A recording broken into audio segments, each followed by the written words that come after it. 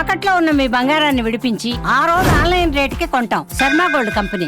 నమస్కారం అండి, సుమన్ టీవీకి స్వాగతం. నేను గీతాంజలి. మనతో పాటు ఉన్నారు భారతీయ శంకరపీఠం వ్యవస్థాపకులు, ప్రముఖ ఆధ్యాత్మికవేత్త, జ్యోతిష్యులు, బ్రహ్మశ్రీ అన్నవరపు తిరుపతిమూర్తి అవధాని గురువు గారు.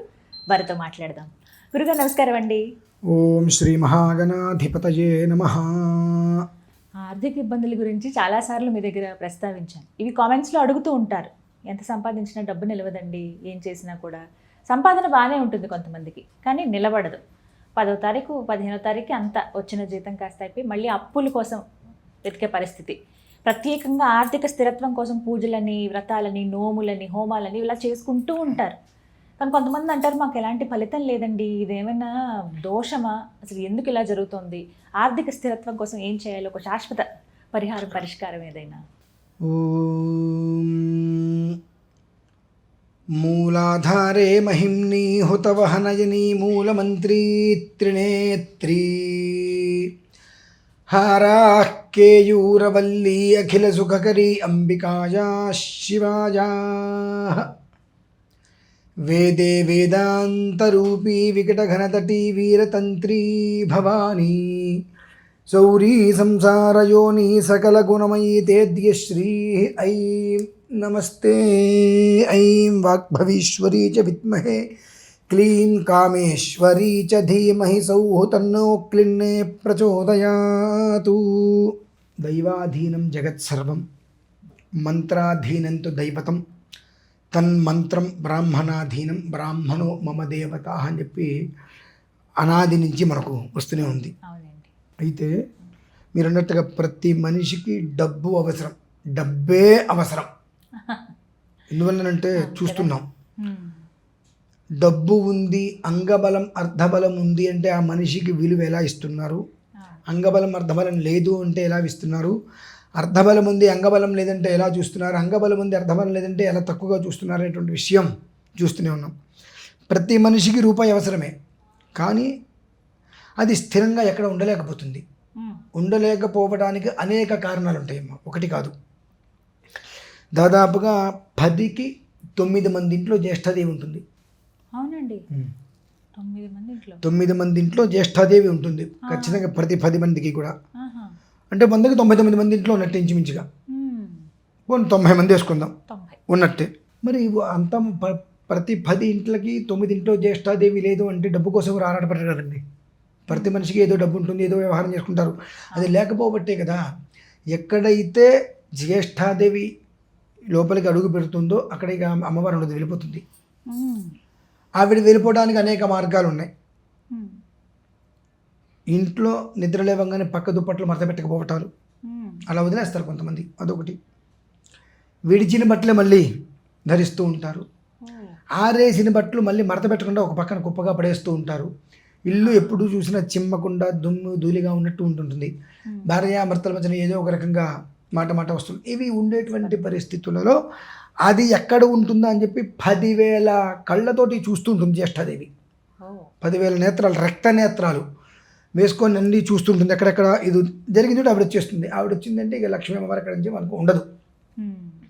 తాళంతో పాటు తాళం చెవి కూడా మనకి ఎప్పుడు ఉంటుందమ్మా. అలానే భూమి మీద ఎంతమంది ఉన్నా డబ్బు అనేటువంటి దానికి మళ్ళీ వాళ్ళు ఆలోచించకుండా పుష్కలంగా మనకు ఉండాలి అని అంటే భగవంతుడు కూడా దానికి కొన్ని విధానాల్లో కొన్ని రోజులు ఇస్తాడు. అటువంటిది ఇచ్చిన దాంట్లో కొన్ని వస్తుంటాయి మనకు. 96 అనేటువంటిది ఒక మూలమమ్మ. ఇప్పుడు మా మిల్లో యజ్ఞోపీతం ఉంటుంది. యజ్ఞోపీతము వివాహం అయితే కొంతమంది 3 మూళ్ళు వేసుకుంటారు, కొంతమంది 2 మూళ్ళు వేసుకుంటారు. అంటే ఇందులో 6 పోగులు ఉంటాయి. ఒక్కొక్క పోగు లోపల 3 పోగులు, దాని లోపల 3 పోగులు వస్తాయి. ఇందులో ఉన్నదే ఇంత ఉంటుంది, సన్నగా దారిపోగు. ఇప్పుడు ఇలా తీసినప్పుడు 6 పోగులు, ఇది ఒక పోగు, ఇంత సన్నది ఒక పోగు. ఇందులో 3 పోగులు ఉంటాయి. అందులో ఒక్క దాంట్లో మళ్ళీ 3 పోగులు ఉంటాయి. అంటే కంటికి కూడా కనిపించేంత సన్నగా ఆ దారం పత్తి తయారు చేస్తాము మేము. దీనికి 96 బెత్తలు అంటారు. అంటే ఇట్లా చేతికి తీసుకొని ఇట్లా ఒకటి ఇలా 96 చుట్టాలి. ఇలా 3 96లు, ఇలా దానికి 96 చుట్టి 3 96 దానికి 30 వేసి తయారు చేస్తారు. ఆ 96 అనేటువంటిది మనిషి వృద్ధికి మూలం. అటువంటిది 96 సంవత్సరాల అనంతరం ఫాల్గుణ బహుళ అష్టమి మనకు వచ్చిందమ్మా. రేపు 11వ తారీఖు పాల్గొన్న బహుళ అష్టమి, మార్చి 11. మార్చి 11 పాల్గొన బహుళ అష్టమి. ఆ అష్టమి రోజు నాడు మనకు జ్యేష్ఠ నక్షత్రం. ఇప్పుడు ఏ జ్యేష్ఠ దరిద్ర దేవత జ్యేష్ఠ అని చెప్పుకున్నామో అదే నక్షత్రం, బుధవారం ఇది కలిసి వచ్చింది. ప్రతి మనిషి ఇక జీవితంలో మనకు డబ్బు అనేటువంటి విషయంలో సమస్య ఉండవద్దు అని అనుకుంటే 2 విధానాలు. ఒకటి, ఆ రోజు నాడు ప్రతి మనిషి ఇంట్లో చక్కగా రంగవల్లి ముగ్గు వేసుకొని 8 కలశాలు అష్టలక్ష్ముల్ని ఆవాహన చేసుకోవటం.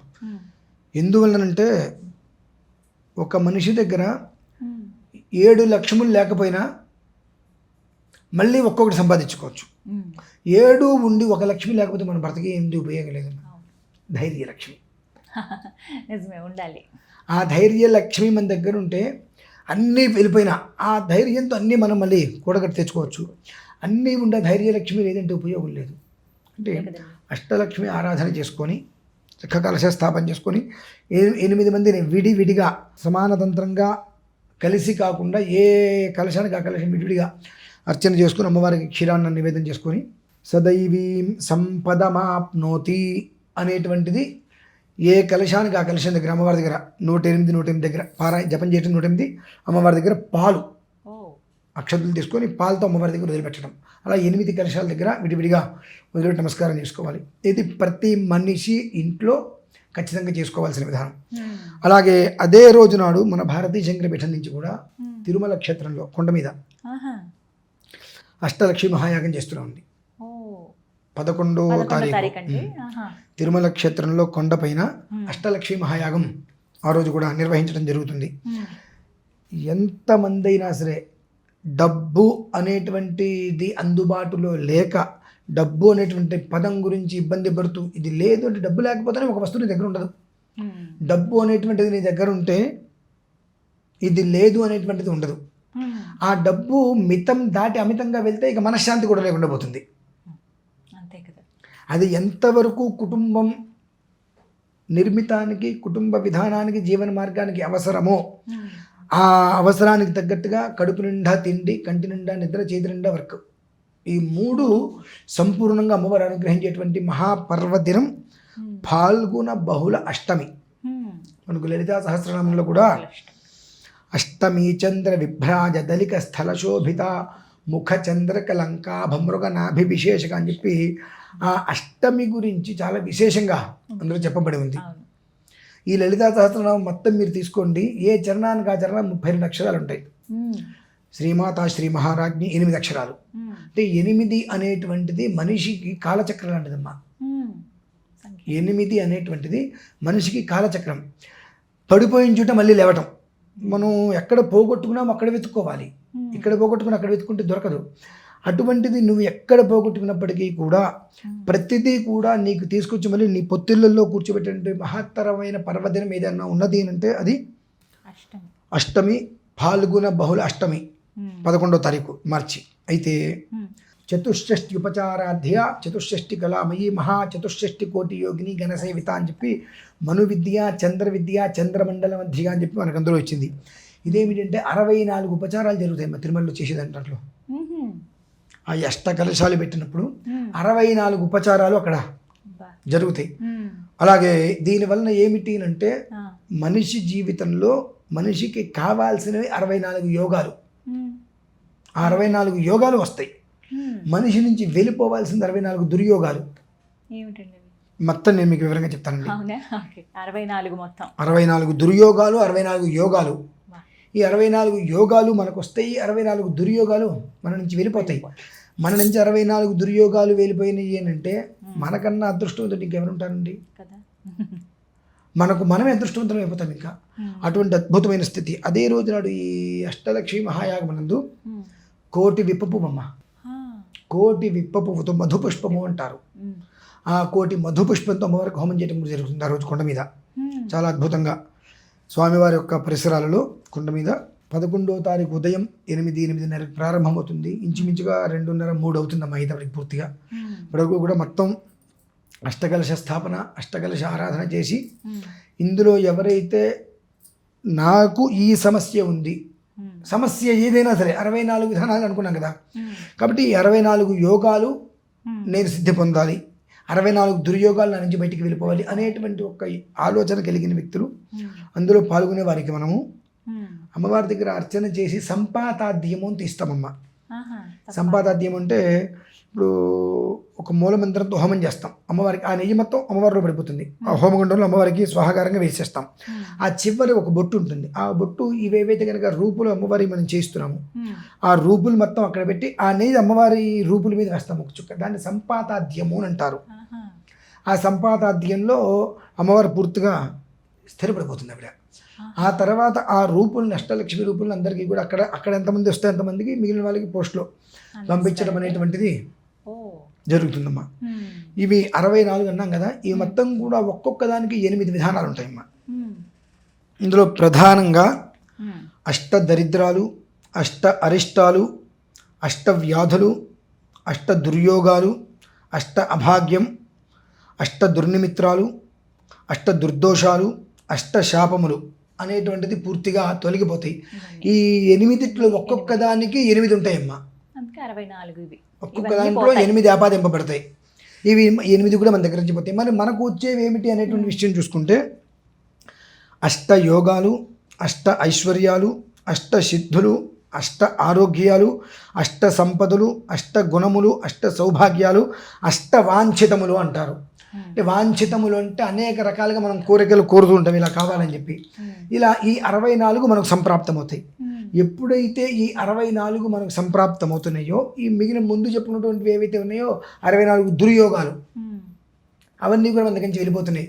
ఇంతకు మించినటువంటి మహాయోగ పర్వదినం అనేటువంటిది మనకు సంప్రాప్తం కావడం కష్టం. ఆ రోజు కూడా మనకు అష్టమి, అన్ని కలిసి వచ్చాయండి. ఫాల్గుణం ఏ వారం వచ్చిందండి? బుధవారం అమ్మ. బుధవారం వచ్చింది. జ్యేష్ఠ నక్షత్రం. మనం ముందాక జ్యేష్ఠ అమ్మ జ్యేష్ఠ అంటే దరిద్ర దేవత గురించి మొదట్లో చెప్పుకున్నాం. ఈవిడ ఎక్కడెక్కడ ఉంటుంది అనేటువంటిది. ఈవిడ ఉన్న చోట ఈ ఒక్క 64 దరిద్ర యోగాలు ఉంటాయి, దుర్యోగాలు. ఈ ఎప్పుడైతే కనుక 64 సౌభాగ్య యోగాలు మన దగ్గరకు వస్తున్నాయో ఆవిడ వెళ్ళిపోతుంది అక్కడి నుంచి. ఆవిడ కంచి ఒక్కసారి వెళ్ళిందంటే మళ్ళీ అక్కడికి రాదమ్మా. ఆవిడ వెళ్ళడానికి మనం ఏ విధానాన్ని అనుసరిస్తే ఆవిడ వెళ్తుంది అంటే మంత్రం, ఒక ఆరాధన ఎక్కడైతే కనుక వినిపిస్తుంటుందో ఆవిడ అక్కడ ఉండలేదు. ఎక్కడైతే ఒక రకమైనటువంటి ఒక శక్తి ప్రభావం ప్రజ్వలిస్తుంటుందో అక్కడ ఆవిడ ఉండలేదు. కనుక 64 యోగాలు మనకు సంప్రాప్తమైనవి అంటే మన ఇంట్లో సుస్థిరంగా ఎప్పుడూ కూడా ఆ అమ్మవారి యొక్క అనుగ్రహంతో కనకధార వర్షం. మనకు ఆదిశంకరాచార్య స్వామి వారు ఏ రకంగా అయితే కనుక కనకధారా స్తోత్రం చేసినప్పుడు బంగారు పుసరికాయలు రాలినాయో అలాగే కనక వర్షం అనేటువంటిది ఖచ్చితంగా లభ్యమవుతుందమ్మా. 96 సంవత్సరాల అనంతరం అంతటి యోగం ఇప్పుడు ఈ సమయంలో అంటే మన పెద్దవాళ్ళు కావచ్చు, మన పూర్వీకులు కావచ్చు, మన తర్వాత వాళ్ళు కావచ్చు, ఇప్పుడున్న వాళ్ళల్లో ఒక 94-95 సంవత్సరాల వరకు ఉన్న వాళ్ళు ఎవరు కూడా చూసి ఉండరు, ఆలోచించి ఉండరు దీని గురించి. అటువంటి మహత్తరమైన యోగం అనేటువంటిది వస్తుంది కనుక ప్రతి మనిషి దాన్ని వాళ్ళ ఇంట్లో ఖచ్చితంగా ఇంట్లో వాళ్ళ విధానాన్ని అంటే ఒకవేళ తిరుమల అందరూ రాలేకపోతే ఇంట్లో చేసుకొని అందులో పాల్గొనే ప్రయత్నం చేయడం చాలా శ్రేయస్కరం. రాగలిగితే అది వేరు, రాలేకపోయినటువంటి ఇంట్లో చేసుకొని అక్కడ కార్యక్రమం లైవ్ కూడా మనం పెడతాం. కనీసం ఒక గంట అయినా మనం ఖచ్చితంగా కళ్ళు విచ్చి చూడగలుగుతాం అనేటువంటిది అత్యంత శ్రేయస్సుది. ఎలా పాల్గొనాలి గురువు గారు మరి వీటిలో? ఏముందమ్మా, తిరుమల కొండ మీద మనం చేస్తున్నాము, ఫోన్ చేస్తే వాళ్ళకి మనం వివరాల నుంచి తెలియజేస్తాము. తద్వారా వాళ్ళ గోత్రనామాలు అందించవచ్చు. ఎవరైనా రాదలుచుకుంటే ఆ రోజు 11వ తారీఖు ఉదయానికల్లా 7:30 కల్లా కొండెక్కేస్తే మీకు లొకేషన్ ఇచ్చేస్తాం. అందరికి స్నానాలు అవన్నీ చేసేసుకొని యాగశాల ఎక్కడైతే చేస్తున్నామో అక్కడికి వచ్చేసేచ్చు అందరు కూడా. అది పరిస్థితి. చాలా చక్కటి అవకాశం ఇది రకంగా చెప్పాలి. అందులో తిరుమల కొండ అంటే ఇంకా ఎంతో పుణ్యప్రదమైనటువంటి స్థలం. అంటే ఎప్పుడు ఏదో కార్యక్రమం ఇలా చేస్తూ ఉంటారు. ఈసారి ఆర్థిక ఇబ్బందులు ఎదుర్కొనే వారి కోసం ప్రత్యేకం. ధన్యవాదాలు గురువుగారు. విన్నారు కదండి, అష్టలక్ష్మి యాగం మార్చి 11 బుధవారం అష్టమి ఆ రోజు జ్యేష్ఠ నక్షత్రం. మనలో చాలామందికి ఉండేటువంటి ఇబ్బందేనండి. అది ఎంత పెద్దవాళ్ళైనా చిన్నవాళ్ళైనా ఆర్థికంగా స్థిరత్వం కావాలనే కోరుకుంటాం. అలాంటి స్థిరత్వాన్ని ఇచ్చేటువంటి ఒక గొప్ప యోగంతో కూడుకున్నటువంటి రోజు అది మనందరం వినియోగించుకుందాము. తిరుమల కొండపైన జరగబోతోంది గురువుగారి ఆధ్వర్యంలో. మరిన్ని వివరాల కోసం మీకు స్క్రీన్ పైన నెంబర్ ఇస్తాను, కాల్ చేసి మీరు పేరు గోత్రం నమోదు చేసుకోండి. అలాగే ఎంత ఖర్చు అవుతుంది, ఏంటి, ఏ రోజున వెళ్ళాలి, ఈ వివరాలన్నీ కూడా మీకు ఫోన్ కాల్ ద్వారా అందిస్తారు. దయచేసి కాల్ చేసి వివరాలు కనుక్కోండి. నమస్కారం.